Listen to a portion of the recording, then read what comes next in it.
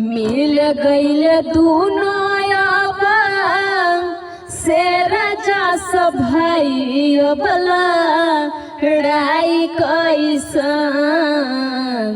मिल गईल दूनो अब से राजा सब भाई अबला लड़ाई कैसन।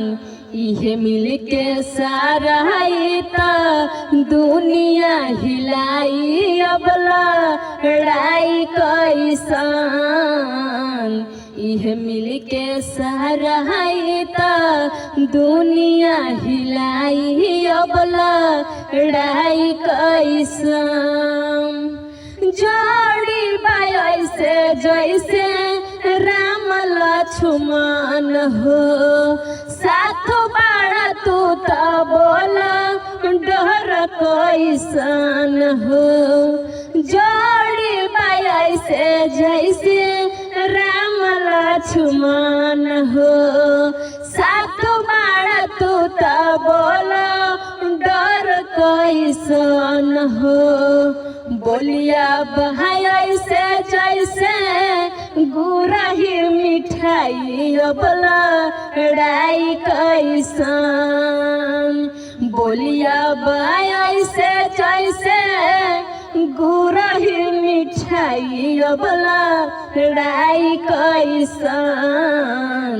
इहे मिल के सहारा दुनिया हिलाई अबला लड़ाई कैसन।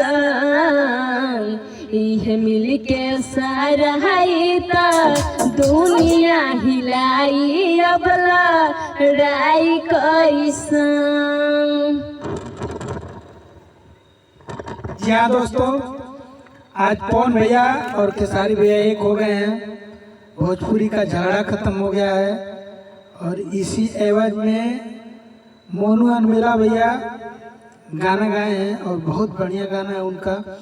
और उन्हीं का गाना देख करके सुनीता राय ने गाया है, गाने की कोशिश किया है। अगर आप लोगों को अच्छा लगता है तो आप लोग इस वीडियो को शेयर करिए, लाइक करिए, कमेंट करिए और हमारे श्री गणपति म्यूजिक वर्ल्ड को भी सब्सक्राइब करिए। धन्यवाद। और सुनीता राज ऑफिशियल को भी आप लोग जरूर प्यार दुलार आशीर्वाद दीजिए, मतलब सब्सक्राइब करिए, लाइक कमेंट शेयर गाना करिए। सिंगर मतलब सुनीता राज ऑफिशियल।